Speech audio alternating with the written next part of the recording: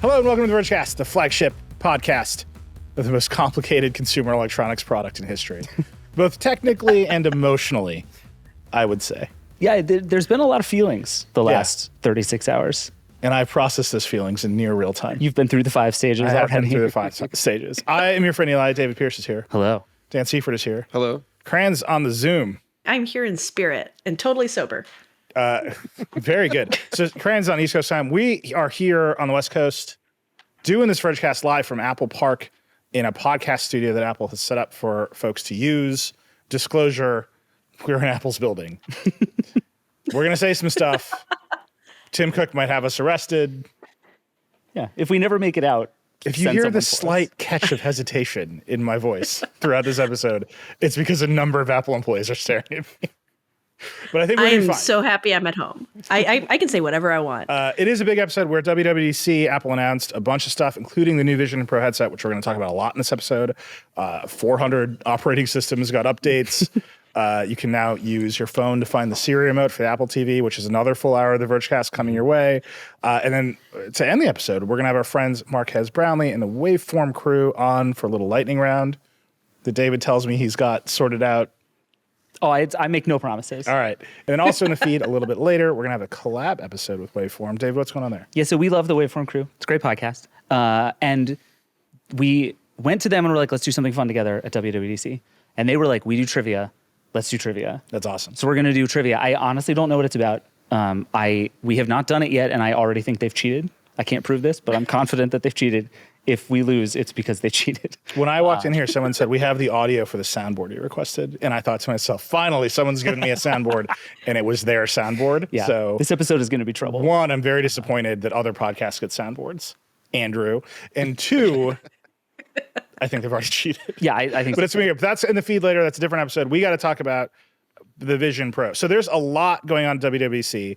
We're going to talk through all the news, just get through it. This episode is going to be all Vision Pro. And then on Friday, we'll do the Macs and operating systems. But let's talk about everything that happened because it was pretty relentless yesterday. Dan, do you want to start us off? What tell us the hardware. Go through all the hardware. So non-Vision Pro hardware, we got 3 new Macs. There's a 15-inch MacBook Air, which has been kind of long waiting. It starts at $1,299, really aggressive price, 3.3 pounds. It's got an M2, 6 speakers, 15.3-inch screen. It's basically the same design and features as a 13-inch M2 model. It's going to be available next week. Probably going to be really popular. But it's big. It's a bigger It's 13-inch MacBook Air. And the cheap. price is good. Very exciting. The price is good. The size is good. I think it's going to be really popular. Then we got the new Mac Studio, which is exactly the same as the old Mac Studio, except it's got an M2 Max or an M2 Ultra in it, and they upgraded the HDMI port to 2.1, most important part. Sorry, technically what they kept saying was it includes the feature set of HDMI 2.1. Yes, because HDMI 2.1 is an evolving spec. Let's not forget. So that starts at the same price, $19.99 for the M2 Max, $39.99 for the M2 Ultra chip. That's also available starting next week. And then they pulled this one out, a new Mac Pro, which is basically a Mac Studio with PCI slots. It's got the same design and chassis as the old Intel Mac Pro that came out in 2019, but instead of an Intel chip, it's got an M2 Ultra chip in it. You can get up to 192 gigs of RAM. There's no external GPU support. There's no ability to add RAM after the fact, but you do have 6 slots to plug in PCI cards, and it starts at $69.99. They were boasting all the afterburner cards you could put in. Yeah, right? like accelerator cards, SDI cards, a bunch of acronyms that I'm really not familiar with for I am not a professional. But people who use those in professional studios and things like that, James Cameron's going to love it. Yeah. Because he can route so many streams of audio. Wait, Alex, specifically what they're saying with afterburner cards, you don't need them anymore because the M2 Ultra is as fast as 7 afterburner cards. It already burns the afterburners. You don't need them. So why do you need PCI? We got to move through this. I'm going to do a whole hour on the USB 3 port, the old style USB-A connector for dongles inside the Mac Pro. That's a full hour coming on Friday. Wait, I just want to say one more thing about the Macs, though. When we were live blogging WWDC, the keynote, and this was all happening really fast, and so Nilay is like typing furiously, trying to figure out what's going on. And he leans over to me and he goes, what was the price they said? $6,999. And I was like, yeah, that sounds right. And Nilay types $69,999 as the price for the Mac Pro. Doesn't blink an eye and just presses enter to publish it. He's like, yeah, it costs $70,000. Totally fine. Well, it's $20,000 PCI slot. That's how much PCI slot. The wheels are 10 grand. And here we go. Any other hardware? On the Macs, that's all of it. All right. So that's a lot. Ooh. Again, all on Friday. David, talk us through as fast as you can, the software announcements at DubDub. Okay, so this was the first half of WWDC, and they did like 800,000 software announcements in 40 minutes, and I'm going to do all of them in the next 90 seconds. I'm very excited for you. So we got iOS 17, which included a bunch of features for phone calls, including contact posters that you can send when you call somebody. There's a new live voicemail thing that actually auto-transcribes your voicemail and you can pick it up. There's a new thing called Standby for your iPhone, where if you dock it on a MagSafe thing and turn it sideways, it'll be sort of a nightstand and show widgets and the time. There's no more Hey in Hey Siri. There's a new journal app. They improved airdrops so that if you and I are close and we start an airdrop thing and then we walk away, it'll actually continue and finish over the internet. There's new PDF annotation. There's a new improved autocorrect, especially for swearing, which means I don't have to type ducking anymore. There's a thing called name drop where we can bump phones together to share contact information with each other. You can do voice and video messages in FaceTime. There's a bunch of privacy features to protect you from nudes, which are really great. Then there's macOS Sonoma. Again, that's a full hour. What you just said is a full hour of the Vergecast. and literally, Apple introduced all of this stuff in about this much time. Yeah. Then there's also iPadOS 17, which has a lot of that same stuff. It also got the personalized lock screen that everybody got on the iPhone with iOS 16. There's some big Stage Manager changes that I'm potentially very excited about, even though I hate Stage Manager with all of my heart. There's a new health app. There's new interactive widgets, which also is coming to iOS 17, so you can do things like tap buttons or check off tasks or whatever actually on the widget instead of having to open the app. It also got lots of other iOS 17 features. There's macOS Sonoma, which basically got nothing except desktop widgets that you can pull from your iPhone. Cool, great. It got a name. Great job, everybody. Again, a full hour. You're glazing over desktop widgets. I'm like, this is my dream. Oh no, One full hour of desktop widgets. You've never please. seen a story from me as long as the one I'm going to write about desktop widgets. Fair enough. There's also watchOS 10, which has a new smart stack of widgets, which shows contextual information that is supposed to be personalized and based on what you're doing. Cycling workouts, new features for hikers. There's some new mental and vision health stuff. And there's a bunch of new watch faces, including Snoopy, which Apple always gets really excited about, and I absolutely don't care at all. They really made a big deal about Snoopy. Mm-hmm. It was like Snoopy and live stickers were the things they spent the two longest amounts of time on. And I'm like, I think you missed what people actually care about here. But at any rate, Snoopy's a legend. All right.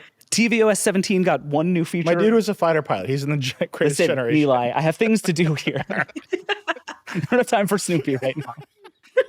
tvOS 17 got exactly one new feature that matters. FaceTime through continuity camera on the Apple TV, which means you can do FaceTime calls and Zoom calls and all kinds of stuff using the camera on your iPad or iPhone, which I think is very cool. There's a bunch of other little stuff like AirPods improvements, including a tap to mute thing on the mic on the AirPods that I'm very excited about. All of that is in beta this summer. It's all shipping this fall. That's the new software. It's a lot. And like I said, on Friday, we'll go through all that news in great detail. Yes. If you were just listening to But especially widgets. you know there's a lot of Vergecast in there. Yes. Confabulator stands rise up. There's a lot of 2008 in those announcements. The old internet is back. And That's really true. this old man is extremely ready to talk about it on Friday. But we got to spend this hour talking about the Vision Pro. Yeah, I think that's because I think it is deserving of a full hour. So where to begin? Apple has been spent 6 years pointing iPads at things and showing us augmented reality demos. Mm-hmm. People walking around on stage holding up iPads, showing couches. And I looked, ARKit was announced at DubDub almost 6 years ago. Wow. So 6 years of, hey, look at this chessboard on a table. My God, an IKEA couch. Have you ever seen one before? And this is their moment to actually ship a true AR consumer product. Mm-hmm. That is the Vision Pro. It's very clear that this is the first thing they're shipping that is an AR consumer product. Is it? There's a number of catches to that statement. I said it very clearly in that sentence. And then if you unpack sort of all of what that means, you end up with, well, you can't actually build one of those yet. Right. It's almost impossible to build an AR product at Apple quality.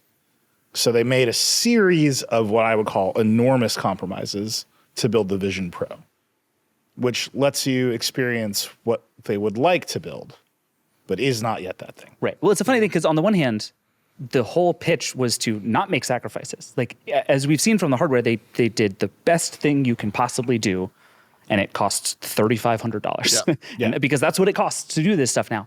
But on the other hand, it involves tons of sacrifices. It doesn't look the way they want it to. It's missing a lot of the features that they're going to want it to have over time. Like, the long-term vision for this is very clear, and this is not that.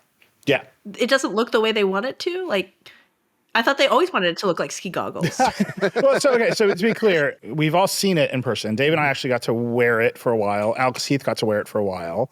I would say that I spent a long time waiting for my demo, just sort of menacingly hovering around the ones that were in the lobby, just like taking in the hardware. So it's like a beautiful piece of hardware. It's a beautiful set of ski 100%. goggles. Just sort of taking in the shape of the glass on the front and the amount of Apple engineering it takes to produce that piece of glass at scale and ship it with Apple tolerant, like someone worked very hard on this thing. Mm-hmm. But For a long time. Like there's no getting around it. Like the sort of technical execution of this thing, there is but one company that can do it at consumer scale, and it's Apple. It was very funny. There were a ton of people on Twitter the last 2 days, like changing their bios to say that they worked on the Vision Pro and tweeting like, oh my God, after 8 years of working on this, I finally get to talk about this thing that I've been building. This was a moment. There's 4,000 people that worked on just the curve of the glass, right? Like it's like, I'm just guessing. But what they want to build is glasses. They want to build see-through, and we know this because Tim Cook has said it over and over and over again. He said it to Walt Mossberg once. It's got to be this. And he pointed at his glasses.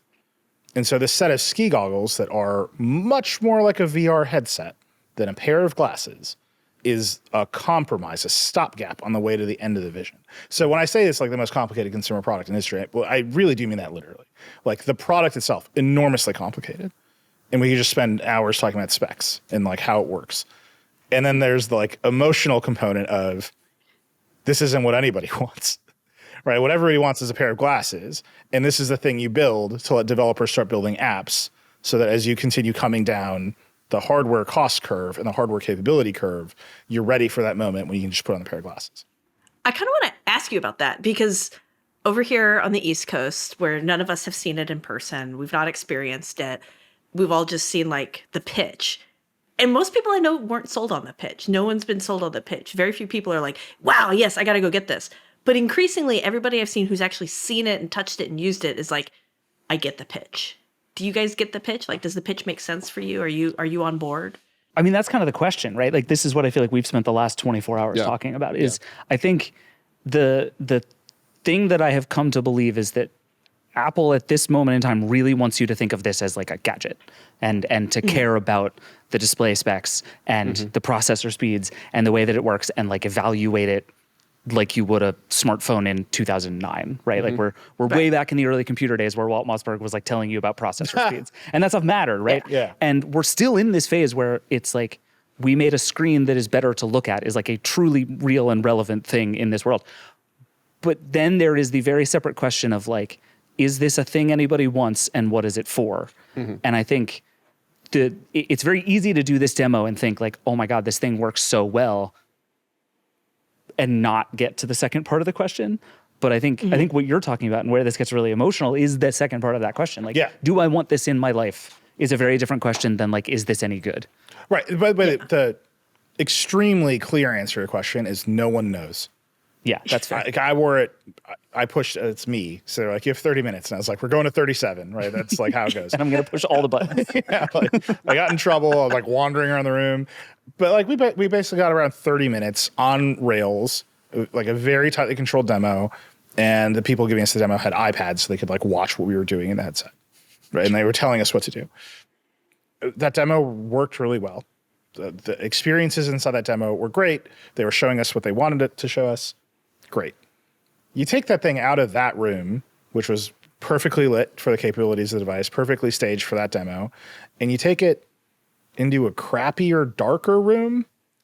And I'm just going to go out on a limb here and say most people's homes are full of crappier, darker rooms than the ones Apple built to demo the headset.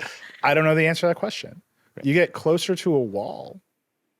Like Apple kept talking about how you're going to use it at work. If you look at all of the demos, the people are standing up at desks with nothing in front of them. They look like the design studio. They're very rarely sitting down. So there's like a million questions for like, how is it going to actually work in practice? Right? I don't know the answer to that question. Yeah. So it's like, can I tell you that I buy the pitch? No, I can tell you that I put the headset on. And Alex, you and I have talked about the Quest a lot on this show. Like I'm a Quest 2 owner. I have a review unit of a Quest Pro that every now and again I just frown at in disappointment. I have a PSVR 2. I love my PSVR 2. I think it's a great headset because the GPU is sitting on the floor connected by a cable. This thing is like blows most of them away.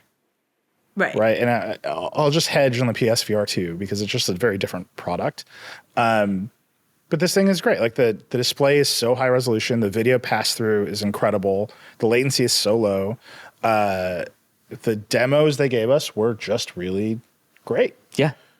And it's just hard because it's not the thing anybody wants. What they want to show you is augmented reality. And the truth of the product is you put on a headset, you're looking at 2 displays, and then through those displays is pumped feed from 12 cameras and a depth sensor and all this stuff with very low latency to make it appear as though you're looking through the thing. That's what Tim Cook said. Yep. It's the first Apple product you look through and not at. Which is a good line, by the way. Great line. You are super looking at this product. Like the reality of this is you are looking at screens, right? And I don't have to tell, like, you can evaluate a screen. You can evaluate the quality of a camera that is projecting an image to you. I can tell you with dead certainty that these cameras, because of the amount of processing and the almost no latency that they're allowed to have, there's some compression going on here, especially in low light. So that, the people in the room, sometimes they would be in shadows or like they would have less light projected on their faces just as they moved around.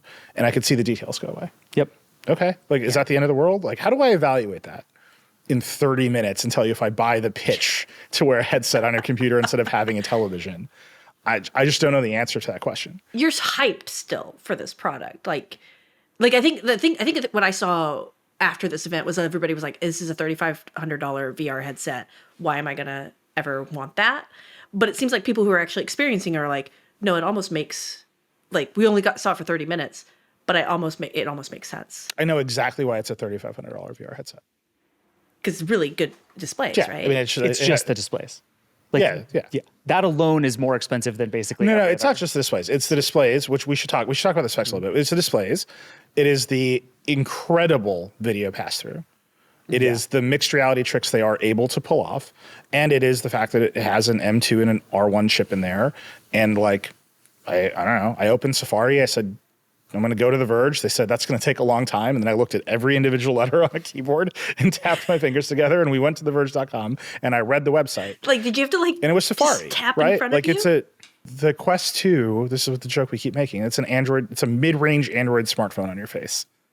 Yeah. This is a MacBook on your face. They're radically different in terms of their capabilities. Oh, wow. That's great. That's a good way of putting it, actually. And I think I love that. Alex, I think the thing that you're sensing is that there's this overwhelming feeling that a lot of people are having that, like, oh, it's actually possible to do this stuff well. Like, we've not seen anyone do pass through like this. We have not seen anyone do latency like this. Like, yes, it's very expensive. Yes, it was an incredibly controlled demo, but it's like we have proven the point that at some level and in some constraints, it is possible to do this very, very, very well. And I think a lot of people had never seen it done well before and were sort of blown away just by that fact. And again, that's the very beginning of a very long story about whether the Vision Pro is a good product or a good idea. But that is the thing that I think a lot of people have reacted to is like, oh my God, the pass-through isn't bad. It's actually good. Yeah, talk about the specs. Go through the specs real quick, and we can talk about why the pass-through is good. Sure. Okay. So it's a pair of ski goggles. It is just straight up, absolutely. Like Joanna Stern, our friend at the Wall Street Journal, did a video ahead of this where she actually talked about it using a pair of ski goggles, and it is, I mean, shockingly close to what this thing actually looks like. Like she nailed it. She just bought ski goggles. It's just those. But anyway, so it's about, what is it? A little less than a pound? Right? Yeah. So the most important spec is the battery is not connected to this. We're going to get to that. We're going to get to the headset itself, a little less than a pound. Yeah, so the headset itself weighs a little less than a pound, and it's basically in 3 parts. So you get the actual headset itself, which is metallic and relatively thin and small and curved. And then there's the thing that they call, the light seal, that is this sort of customized thing that goes around it and around your eyes. And then there's the strap, which they call the headband, sure. And there's one that goes behind and there's one that goes over. And that's essentially the thing that you wear. It's plushy and relatively comfortable. It was kind of heavy on my face. You had an okay time. I think I strapped it down harder than everybody else. You just really yanked the strap. I mean, it's a thing you have to wear on your head. They took fitments when you walked into the demo area, so none of this is final. They got months to go. Yeah. But they were like, here's an iPhone. You look at an iPhone. You did something like Face ID where you turned your head in a circle. That figured out what light symbol you'd use. And then you turned your ears to it. Yes. Which worked great for me. Speakers on it, yep. It did not work for David, apparently. It just like didn't understand that my right ear was an ear for a while. But Your we right got ear, there. I've been meaning to tell you. I had no idea. Today was the day I discovered that I don't need glasses, which is very exciting to discover. And my right ear is just a disaster. It's never been great. We all talk about it behind your back. Sorry, David. So they scan your ears and that adjusts the spatial audio for it. So you go, but that's a very quick fitment process. If you had glasses, they have a partner in Zeiss, and Zeiss will put prescription lenses in. And it only works for myopia. It doesn't work for, like, I have astigmatism. It wouldn't work for me unless I'm wearing contacts. Interesting. So I have contacts, and I did not get to the astigmatism question. They were just like sent in there. But I think like these fitment issues, just given the circumstances of the demo, that's like a real wait and see. Yeah, for sure. Along with so many other things. But okay, so anyway, so then inside the thing, it's powered by some combination of the M2 and the R1 chip. The R1 chip is new. There are 12 cameras in the headset. There are 5 other sensors. LiDAR pointing down. No, LiDAR points out. LiDAR points out. IR pointing down to find your hands. Other things. There's a 4K display in each eye, and that is essentially, that's what you look through the whole time. There's no controllers. You do all the controlling with your fingers and which your we should eyes, talk about. because there's sensors and cameras looking at your eyes. Right. Yeah. It's eye tracking and hand control are like the two things that are happening here, and that part is fascinating. We should talk about it.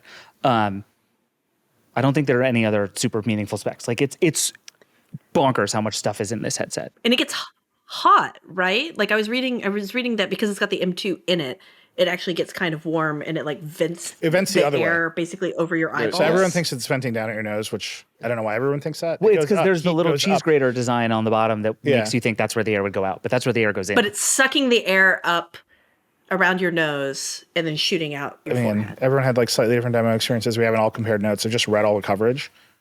I took it off and I was like, oh, the top of this is hot. Other people like Joanna and Lauren, I think, were like, the thing got hot.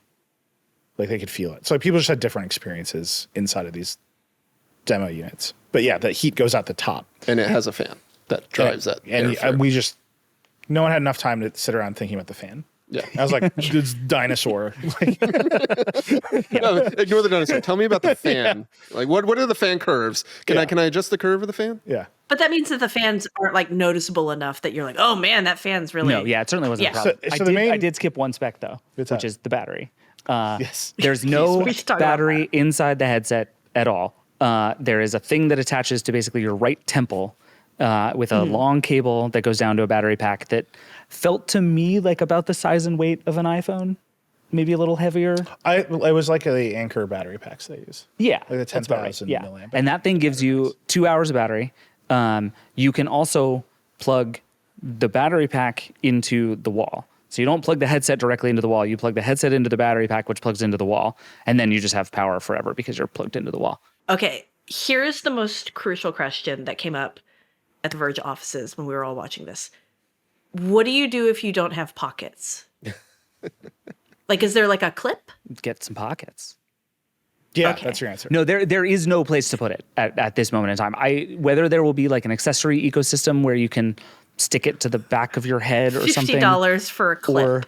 This Or like, thing- maybe there's going to be a lanyard you can just like hold the battery around your neck. Yeah, it just doesn't seem like anyone is anticipating that you're going to be far from a chair. Like, Yeah, I this is a think that's very right. Okay. stationary device. Yeah, I think Right? that's right. It's 2 hours on battery. Yeah.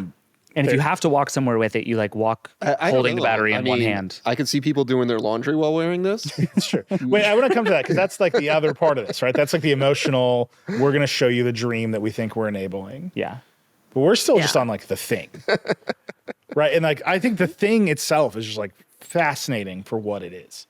It's a very cool gadget. And I think that's kind of like to your point, Alex, about like the people that are seeing it in person and getting to touch it and stuff like that. They are kind of like wowed by the gadgety factor of it. And it's a very nice, polished, cool looking sci-fi VR goggle headset. And if you look at the VR goggles that we've seen beforehand and you look at this one, it's very clear that this is like a level above in terms of fit, Yeah. finish, polish, and design. Price. And price. And I think that is part of what is driving a lot of like the kind of like the ooh wow kind of reactions on the ground that don't translate necessarily in pictures over the internet. I'll give you 2 examples that like blew me away. One, like an idiot, I just like tried to pick up my phone and use it while I was wearing it. Right? I put on the thing, I'm looking at the pass through. It's just like I'm in the room with people and I just like reached down, saw my phone, picked it up, and started using it. And like there is not another pass-through headset experience where you can just do that. Right. And I was just using it. I was just like unlocked it. Again, you're looking at a camera feed on a screen. So I could see the IR illuminator of the Face ID blinking at me. Oh, that's cool. Because the cameras pick up IR. So it's weird, right? It's like, so I couldn't do Face because I was wearing ski goggles, but it unlocked with my watch because I'm safely in the walls of iCloud. Okay, here's a real question that I actually mean seriously. So one of the features that the Vision Pro has is that it'll show your eyes on an external screen so someone can see that you're paying attention to them. Do you think Face ID will unlock on your face? 0%. You got to have a watch, or the headset's going to be, it's got retina scanners. It's going to do the depth sensing. Maybe it's No, like but I'm saying, can you unlock your phone with your headset on? right, Yeah. like the reverse should be able of the watch unlocking the Mac. Right. It's the Mac on your face unlocking your phone. That's what because it'll auth you. Yeah. But by the time we're ages away. But I just started using my phone in full color, navigating my phone, open Notes app, started taking notes. They looked terrified because I was taking notes. And like as I went through the demos, I just kept looking down and taking notes. Just straight up incredible. Like from a pure technology standpoint. Yeah. That's also a big like user experience deal. The question is always like, what do I do when I need to pick up my cup of coffee? Right. And that's Right, that passes the coffee test.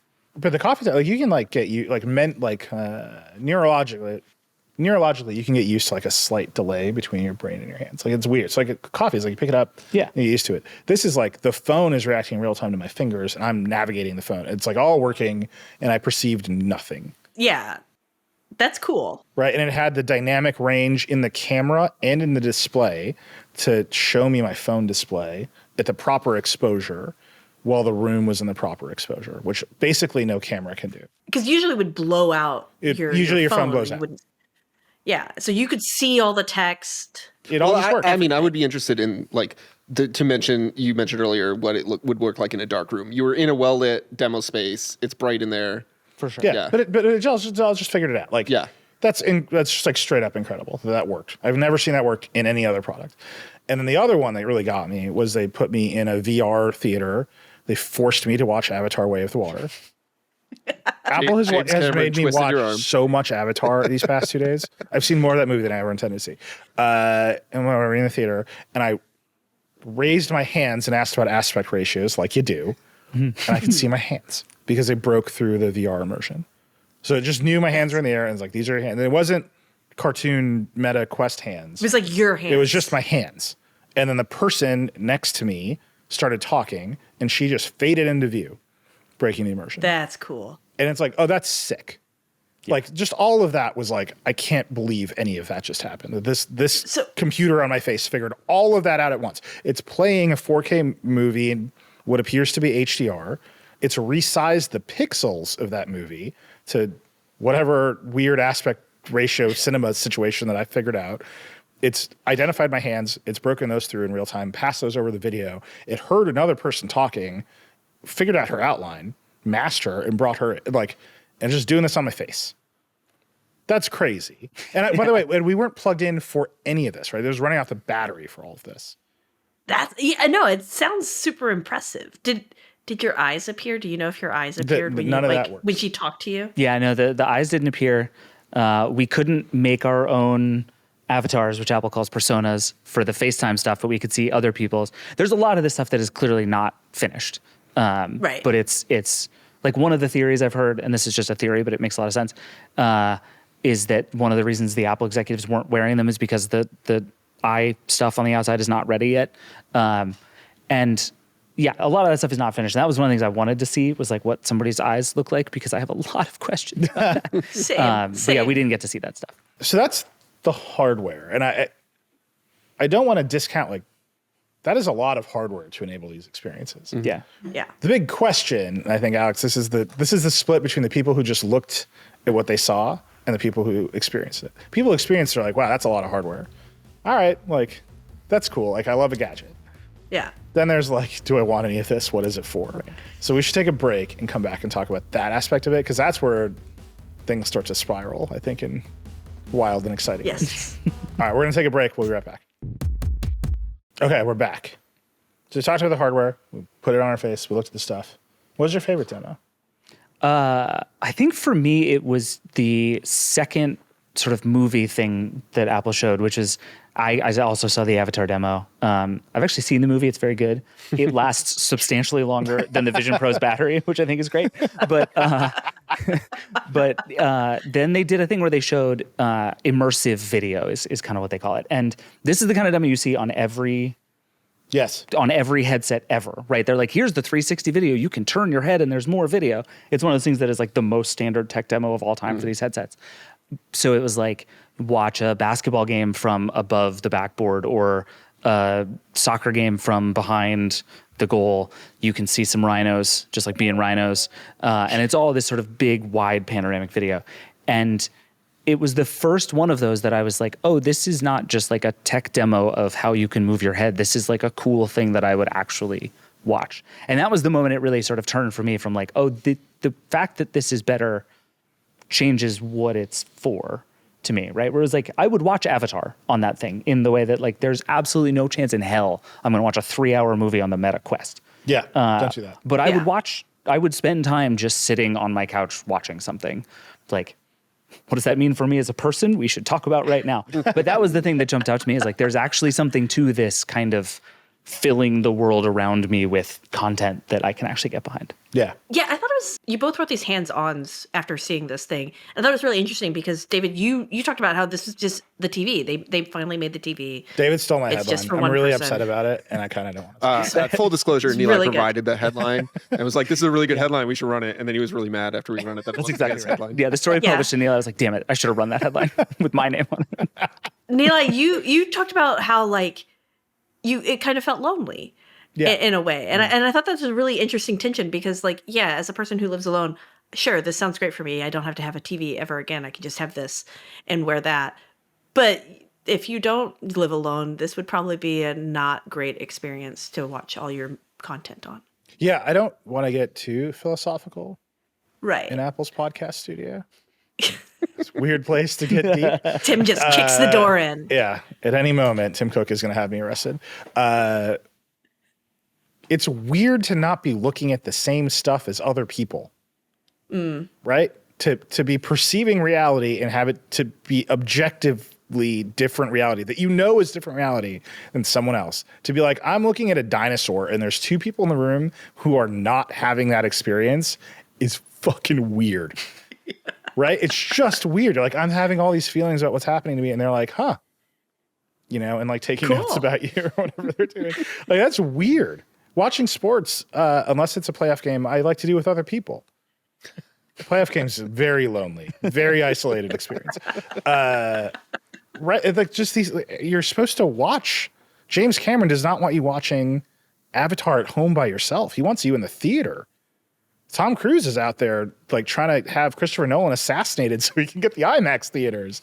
Like there's just something about spending time with other people and literally looking at the same thing at the same time that is like the human condition. Yeah. And this thing puts you way away from that, right? Where the answer is both of you will be wearing the headset, which is super weird. Like, and that's the only answer that exists right now. Yeah. And I just think like there's another 10 years of Verge coverage in that. Like I know what we're doing for the next 10 years, right? This thing, but right now it's like it's meant to be like a MacBook display that you wear on your face. That's David's angle, right? They made an Apple TV for your face. Basically. Yeah. I mean, Dan, I'm curious what your thought was, because there's like Apple made the case basically that it's a productivity device, so you can like array a bunch of screens on your desk. It's a content capture device, which is basically they have these sort of like 3D volumetric videos and photos you can take, and it's an entertainment device for watching stuff. These are three things I know you care very much about individually and together. I do, yeah. I'm curious what it all kind of made you feel. I think of those three, the content capture is a non-starter. Like the demo, taking a picture of my kids wearing a goggles. My wife would just literally leave me.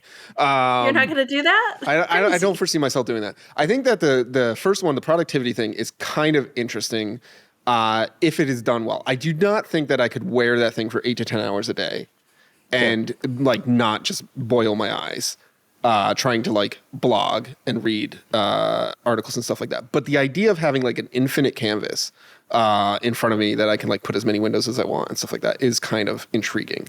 And then I think, like you were saying, you would watch Avatar on it. And I think that like if you are alone, maybe on an airplane, that is like an area where I do not want to be watching the same thing as other people next to me. The airplane, okay, first of all, one of the best airplane experiences I've ever had in my entire life is when the Baywatch movie went viral on like a long flight, like cross country, and like one person started watching Baywatch, and then all of the people started watching Baywatch. It was just, right. I've never seen anything like that in my life. Aside from watching Apple the Baywatch wants to take that away from with me. the rest of my 737 flight mates. So the other reason the airplane one is it's just the Baywatch thing. That's the only thing I care about. The other reason it's fascinating to me is that's the one where you are definitely in VR. Yes, you would be in a full VR environment. And there's a reason they did not show the airplane demo from the perspective of the wearer. They showed the person sitting on the plane wearing the headset. Mm-hmm. But that is not a mixed reality or an augmented reality situation. And I don't think that like even watching it at home, you wouldn't really want a mixed augmented reality situation if you're watching a movie. The whole point is to be immersive, right? Otherwise, just watch the movie on a TV where it's there in front of you and you probably already have it, right? This is where I think the form factor of the thing, which is a VR headset. Yep. We can just be honest with each other. Yep. Here, they're all looking at me. It's weird, man. But the form factor of the thing leads them into places where the desired product would not take them. Yeah. So the desired product is augmented reality glasses. You can never put a light seal around you and block out the world and say you're on the top of a mountain watching Avatar. But this thing lets you do that. And I think you have to make the case for it. You have to say, well, there's big screens in front of you. And that's weird because if you keep stepping down the curve to where they want to go, eventually they're going to ship you a pair of glasses and they will not be able to do that. And I don't know how that goes. Right? Maybe what everyone wants is a bunch of virtual displays to run Safari and a movie and a FaceTime call instead of having physical monitors. Or maybe what we want is actually augmented reality. And that is like, I just don't, again, half an hour on the device. Couldn't tell you the split. Mm-hmm. But that seems like a very challenging, right? If the goal is augmented reality. Right. The augmented reality would be like you're wearing the glasses, but you are watching your TV. And then what are the glasses doing around your TV? And what I mean by the plane example specifically to make it clear is if you do the big screens if you're sitting, imagine sitting on a plane and you're like, I'm going to do the big TV in augmented reality. Where's the screen going to go? Right. If you project it on the seat in front of you, you have a 100-inch screen 2 inches from your face. Yeah. That's bad. If you put it 4 rows ahead of you, there's just a bunch of seats between you and your TV. Right. So like you're saying, the only correct thing to do there is just occlude everything else. Yep. And sort of disappear into a thing where the screen just fills your view. And that just is a VR headset. Yeah. I think it's the right call for that place. Like that is what I would want to do. I don't need to see the other people or the seats. You cannot do that with a pair of glasses unless you have a bunch of like glasses accessories, right? And that's just like a fascinating like form factor like result. What if the plan is to keep it as goggles though? And the goggles just get smaller and smaller until you're wearing like welder goggles. And then welder goggles are the new hit thing. Those glasses with the things on the side, like Mad Max. Yeah. Like everybody just looks like that. When I think of Tim Cook's greatest ambitions, I think of Mad Max glasses. Tim Cook's secretly extraordinarily steampunk. Those like wraparound Oakleys would do it too. Yeah. That could be some cool. blades. Yeah. Some blades, yeah. I bet Craig Federighi has some steampunk in him. That's just I saw him playing Black Sabbath on a triple-headed guitar. Like I feel it. So that's weird, right? Like this VR form factor. Well, I think that like, yes, you are totally right. But if they came out with this and you couldn't, with the form factor that they have today, that they are releasing, and you couldn't do what David just described of going into full VR, people would be like, why can't I just go into full VR? Yeah. I'm wearing a VR headset. And I can see that like for today, for this product, for what it can do, for the capabilities it has, that is an experience that makes sense. If we get to the point where AR glasses, like you're talking about, that do not have the occlusion and things like that, maybe that experience just kind of fades away, or the track divides and we have goggles for that experience, and we have AR glasses for, I don't know, knowing your name, birth date, and Oh, so this is the other phone thing number that when I got look me. at you. So I as the Vergecast listeners well know, the killer app for glasses for me is being able to know faces and names. 100%. And if I could just remember these people's names, I would be the most powerful politician in America. I got hat, no hat. So this, We're never getting out of this studio We're never alive. leaving. They've been very kind to us. We have an audience, and you know me, I can't help but play up to it. But you all know this. If I could just remember anyone's name, I think I would be the most powerful politician in America. Vote Yeah. Patel.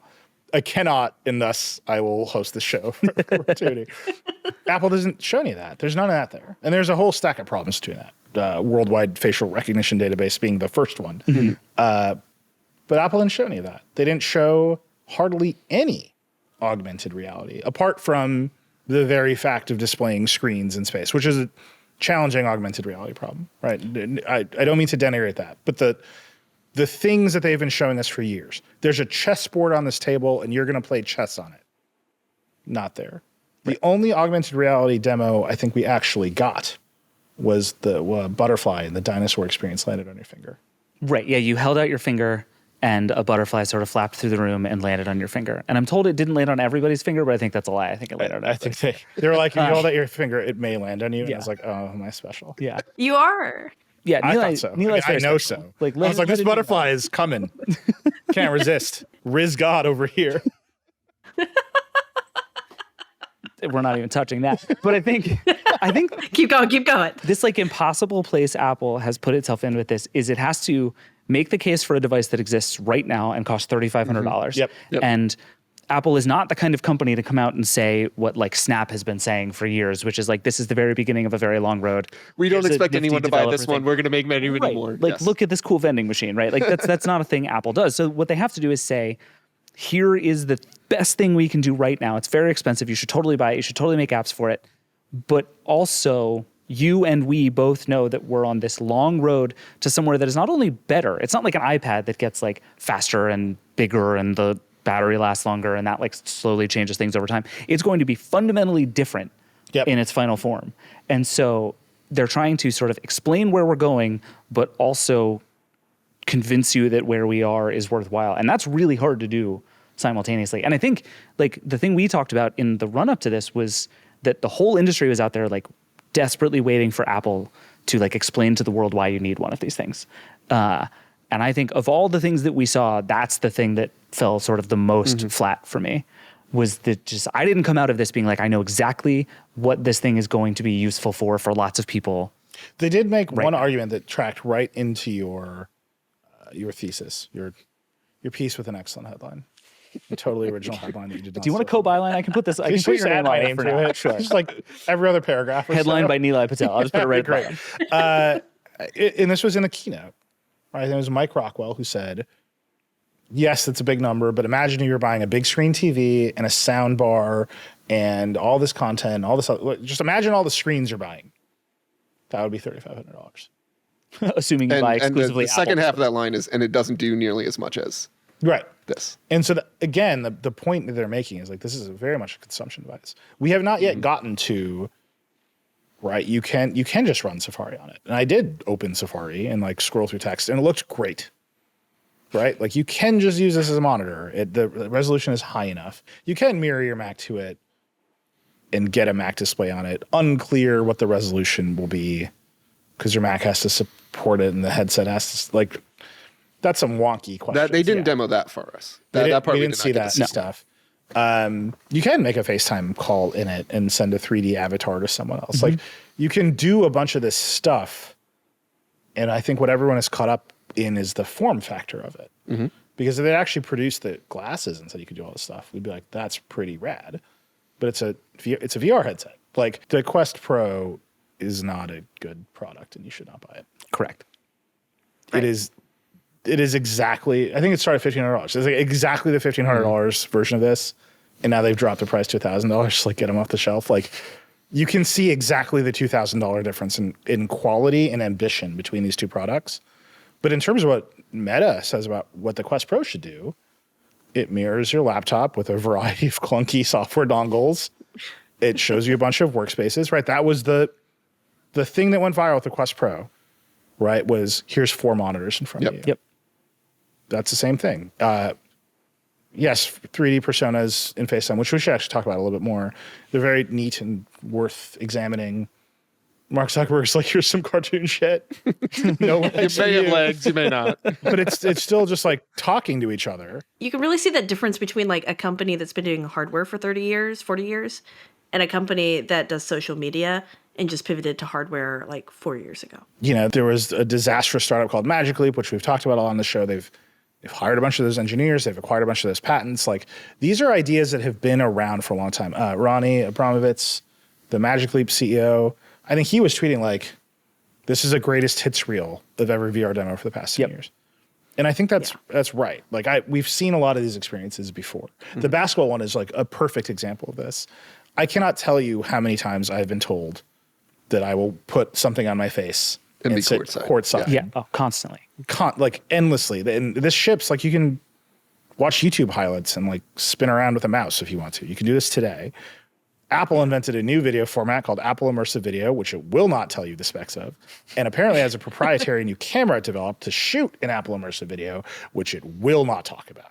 I was like, you made a new camera? And they're like, yes. And NBA is totally going to buy one. Tell me anything about it. No. Well, are you going to ship it? I don't know. Like, but they concocted these demos at like the highest level of their own ambition. Yeah. To make sure they were great. And so this is the best executed riff on like all these like very familiar ideas.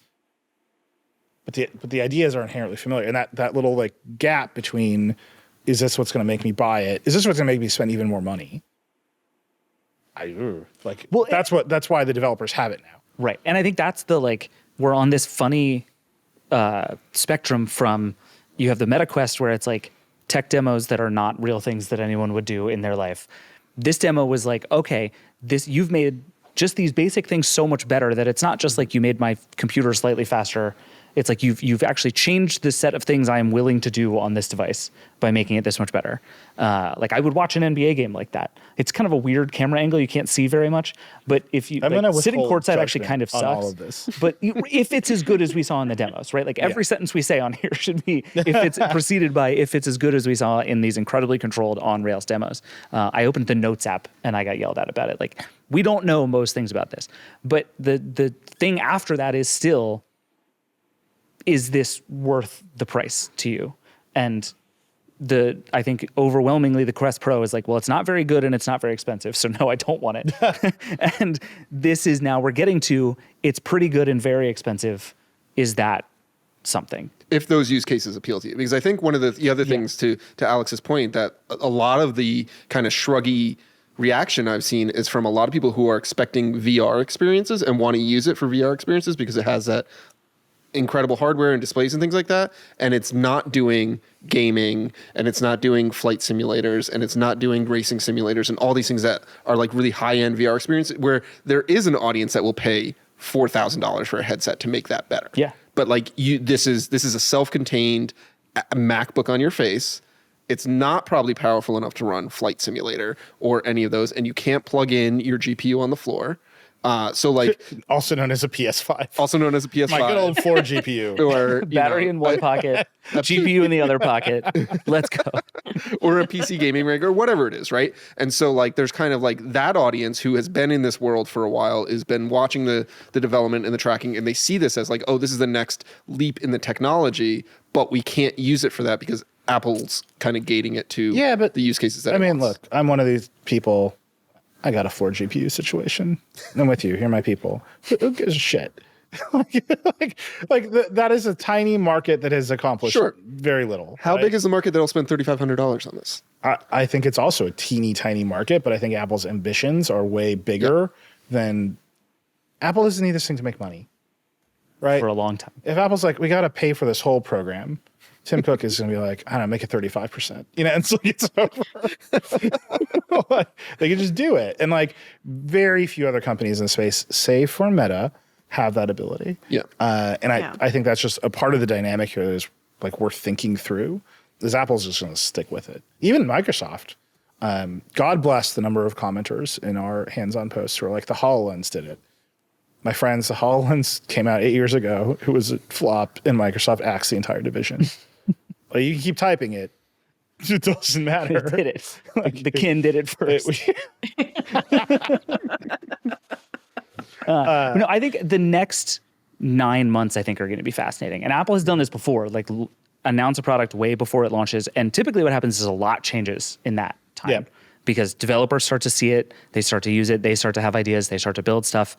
Apple changes stuff as they, as things move along and time goes and people start to see it and it's out in the world. And so, like you said, there's a lot of stuff we haven't seen. I would bet my life that Fitness Plus ends up being like a meaningful part of this thing, and we haven't seen any of it. Right. So this is, they showed us meditation. They did a 1 minute meditation. Again, a very odd thing to do with other people in the room, especially when the voice is like, be grateful. And it's like, I don't know, man. Like, I'm pretty grateful, like generally, maybe not in this situation. But Supernatural exists. Alex and I both use it on the Quest 2. It's a totally fun experience. It sells a bunch of Quest headsets. That's why Facebook bought it. They bought it out notably from under Apple, who also wanted it. And I know for a fact that it is a killer app for that platform, which is why both companies wanted it. And the median Supernatural user is a woman over 40, right? Yep. And that's how you grow a platform. Yeah. Fitness was a very real killer app for the Quest. And I don't mean like fitness for women over 40. What I mean specifically is like you go attract a demographic that is not inclined to be an early adopter of a bleeding edge gadget. You show utility to a huge thing and you expand your user base by providing utility to like average consumers, right? Apple has not shown, and at $3,500, I don't think they need to, but Fitness Plus is the thing that gets them there. So yeah, that was actually Addie's theory too, is that that's going to be the killer app for it, is like fitness, because I believe you guys saw like there's stabilization bands, right? To like, there's like a third strap to put on it so it'll stabilize and stuff. And this is something that like, yeah, you can imagine having somebody running alongside you. You can imagine having yourself jogging alongside you so you can keep pace with yourself. I would never do that. This was John's disembodied ghost of yourself. That's that glasses. You're running away I'm from. telling you, this is glasses stuff. This is not ski goggle VR headset stuff. Right. But I think that idea of like having a fitness coach, having that fitness like even more intimate than it already is with Supernatural, than it already is with Fitness Plus in its current incarnation, would be really, really compelling, as particularly for those people who are already spending $2,500 on a Peloton, right? Yep. Like, oh, $3,500 and I get a personal coach. But I think the open question here is going to be, how do you control it, right? Like Beat Saber is a fitness application. Supernatural is a fitness application. You're holding controllers to do those things. Yeah, you will look like a dumbass with this. Just doing like... Just karate chops. Just pinching your karate. fingers. We'll see. I mean, like, there's a universe of potential third-party accessories and like, it's so early. And now that this is out, we're going to start to see that stuff trickle in a big way over the next 9 months. Oh, without question. Yeah. All right, we should take a break. Yep. We'll come back with Marques and do a lightning round. Yeah, it's going to be great. We'll be right back. We're back. And boy, do we have some special guests. The Waveform crew is here. Welcome. Thank you for having us. Thanks for having us. David, Andrew, Marques, we're here. I still have this David, Hi. D1. I feel less good now. D1. We've Mine D0. we've improved David. You're DA. And now D Prime. D prime. I like that. It's good. D max. We got to stop it. Dan Seifert's here. Cranz is here. David, D1, has promised me that he can execute a lightning round. look, to end the dude, you show called at me the Waveform DP2 crew. for a decade. Yeah, this is I thought better. it was DP squared. This is better. Look, David Pogue talked shit about us at a CES keynote one time, and he's dead to me. So we're good.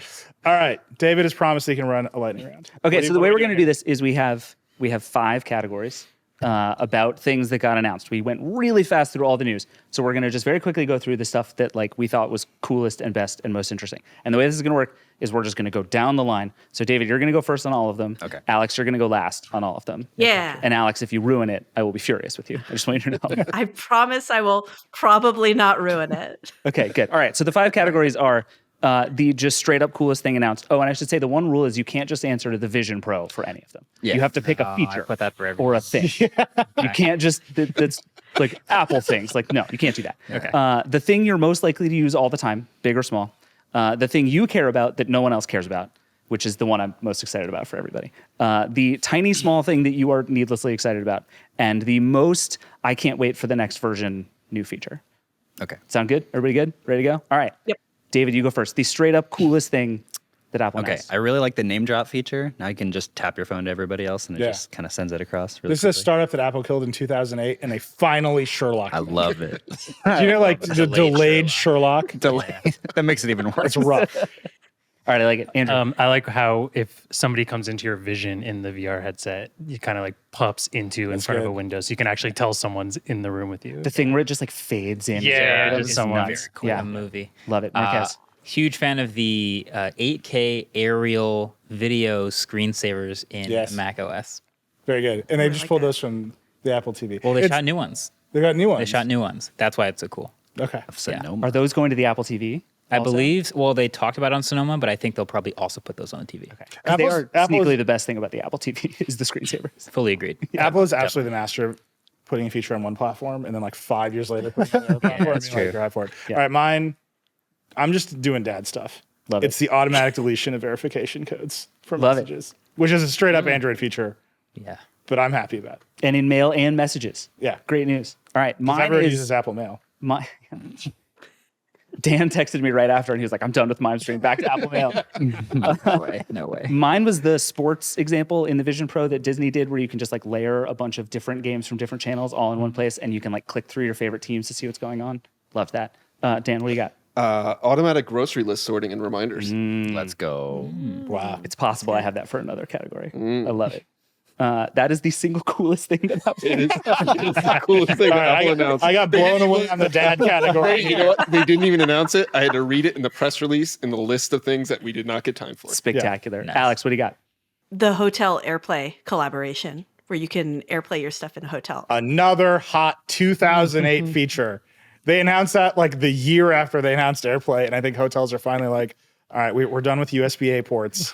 We finally got rid of the 30-pin iPod dock. I was going to say every hotel with the iPhone, iHome dock. It's like, Yeah, sure. dude, they can announce that feature every year for the next 20 years. and It'll never come happen. out. Have you ever been to a hotel?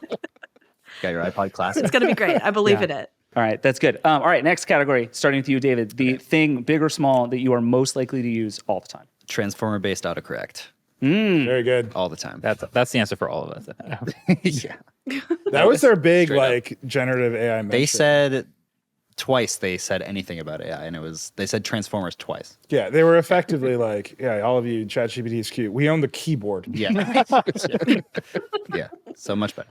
I love it. Andrew. Annoyingly, the PDF iPad stuff I'll probably use quite a bit. Yeah. As boring as that. Unbelievable enthusiasm for pictures. Oh, cheers. I was gonna say. Really good. Yeah. Yeah.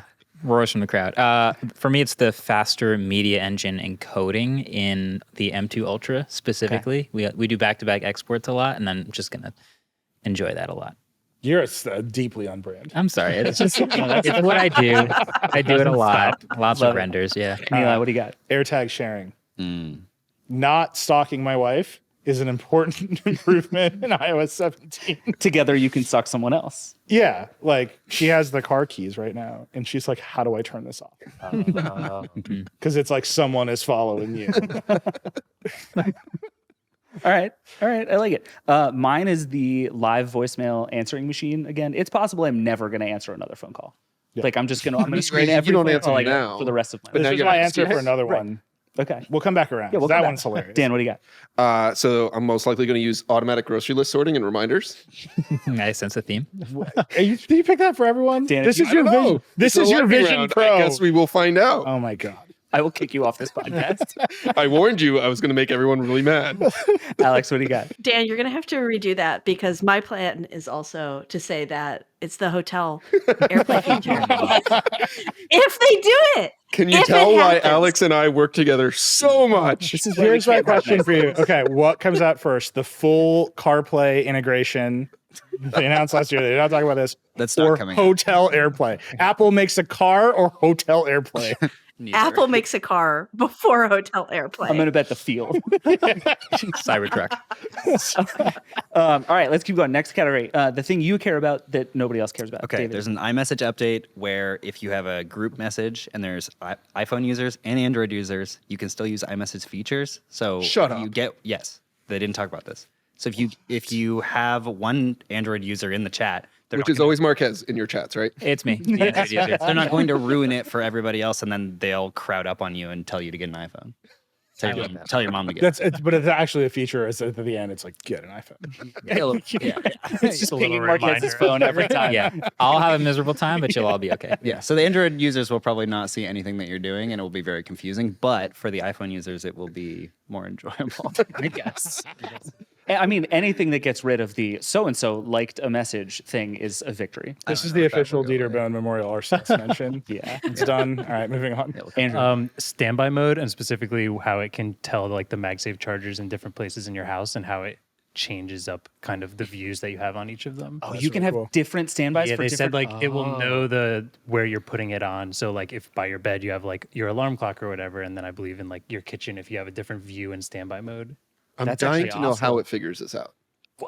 I didn't say Well, it's I got a how they do handshake. it. I just Yeah. said it sounds All the cool. That MagSafe is cool. chargers have a handshake with That's the right. iPhone, They have so a it's little like chip. device by device. That's cool. Yeah. I knew that. All right, Marquez, what do you got? The ability to interact inside of a widget in iPadOS and just check a box and not have to open the app to check the box. You're going to get a tick widget. and it's it's going to about change your life damn forever. time. Yeah. It's about You know, it. that's really good. Good for Marquez, it. Dan, and I are Checking like off grocery America's items 3 in reminders. weirdest to-do list apps. So this is very exciting.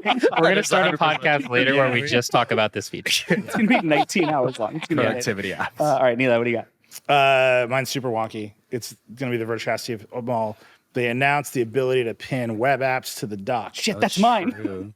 That's also mine. That is the end of Electron apps on the Mac, as long as those apps support Chrome. This is like an hour of wonky Vergecast. There's like 10 people on this thing who like make an hour show about this one feature.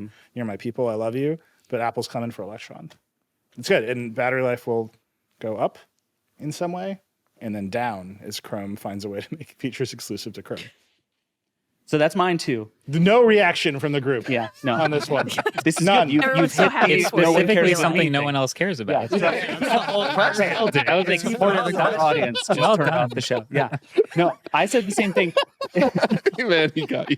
I said the same thing because I think this is Apple's way of trying to get around all of the App Store regulation is to be like, look, you can turn web apps into apps. Oh, so you're like deeply cynical about it. They're like, screw you, Europe.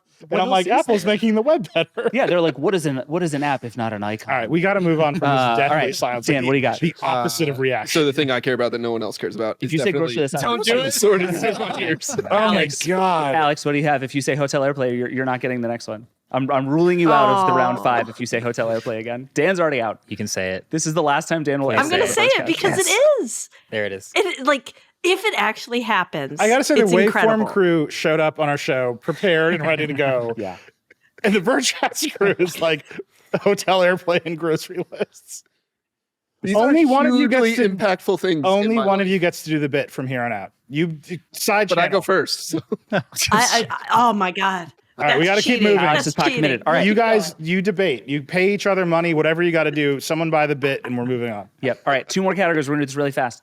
The tiny, small thing that you are unnecessarily pumped about. Okay, Apple Fitness Plus now has workout schedules, so they that's can good. like get you to do an entire week's worth of things, so I don't have to keep subscribing to things for 1 month for free and then canceling them. That's good. That is tiny and small and good. I like it. Yeah. Andrew, what do you got? In the hiking activity on Watch, there's an auto waypoint for the last time you had cell That reception. one rules. I thought that was really, really So cool smart. and useful. Yeah. And then they had the SOS one for the last Yeah, time. yeah, you had as well. anyone's reception. which is Also good. Even better. Yeah, that was awesome. Yeah, that's cool. Mine is the Mac Pro.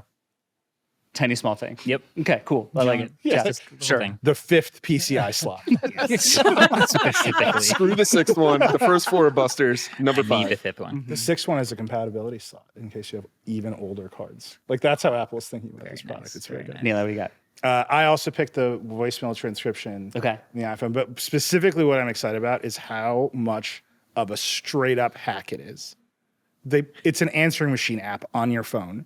Your phone answers the call for you, listens to the person talking, transcribes it, and saves it. It bypasses the carrier voicemail. Is this not what call screening is on the Pixel? It's basically the same. It's the same thing, but it's Yeah. just such a hack. Like Yeah. it's so funny that they're like, screw it, answering machine. Visual voicemail? No, we're doing that for free. Yeah, it's like great. Yeah, but yeah, it's exactly as call transcript, but it's they're playing it as voicemail, which makes it much more like an answering machine, which I think is hilarious. It's very good. They should put up like the tapes. They should go back to skeuomorphic and put up the tapes. Animation. Yeah. I like it. Mine is that now in Spotlight search, if you search like Wi-Fi or Bluetooth, it'll pull up a toggle and you can turn it on and off in the Spotlight search without having to open I the menu. didn't know that. I like Very that a excited lot. about That's that. good. Yeah. Tweaking settings, and you can launch shortcuts from Spotlight search now. Yeah. Big fan. Dan, what do you got? Never mind, you're out. Alex, I what do will you got? no longer have to say "Hey Siri" when I'm adding things to my Hey! list and reminders. How much there do we you go. have to pay Alex I'll for give the it to bet? you.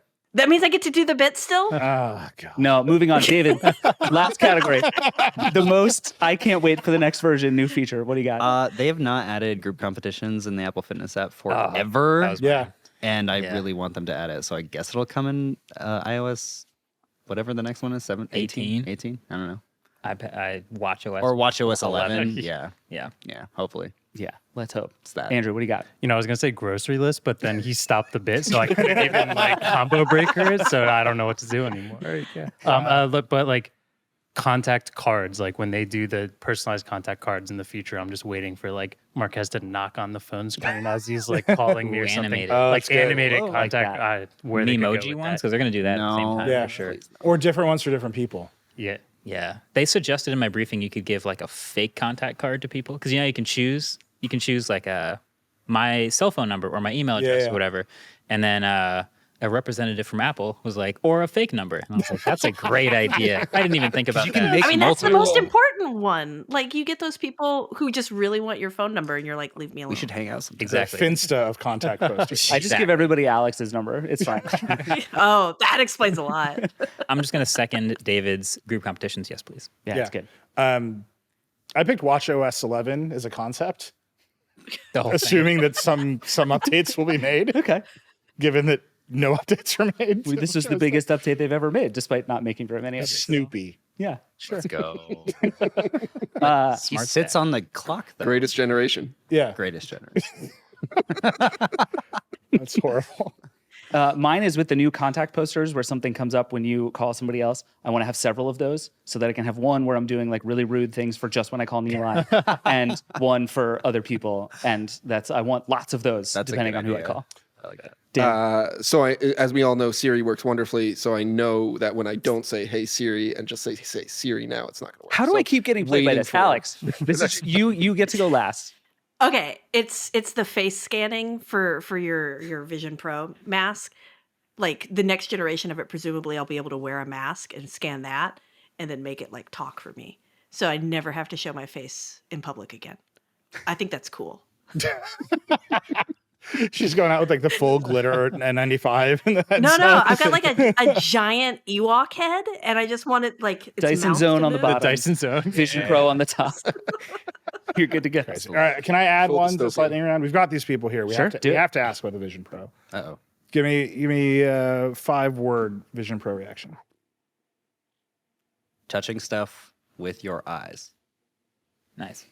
Well, that was Wow. good. That was quick. That was fast. Off the dome. I really just meant short. I didn't know that you were going to say it. I'm not going to do No, that. this is the bit now. 5 words. You got to do it. You did Oh, it. you actually just meant short. Yeah, I just meant short. Oh, sorry. I'm good at haikus, I guess. I'm very impressed, my man. Thank you. All right. I feel like it needs a rechargeable or a swappable battery pack. That was like That 9 seems words, crazy. dude. Double That's battery. way too many words. Give me Sorry, more I'm not battery doing that. packs. Give There's your me 5 more Battery pack. I really did not mean for this to become what it's becoming. No, I got 5 words. Don't worry. All right. Uh-oh. Way sharper than I expected. Yeah. I mean, the displays are amazing. That's what I got. We just did an hour on Vision Pro. Do we need to do more words? This is so many words. No one needs 15 more words from this group of people on the Vision Pro. All right. It's just a TV, y'all. That's it. That's a Vergecast. Apple is going to arrest us at any moment for what we did to their podcast studio today. Thank you, gentlemen, for joining us. We've got a collab episode with the Waveform crew doing trivia. That's also in our feeds. Check that out. Really excited about it. But that's it. That's Vergecast. Rock and roll.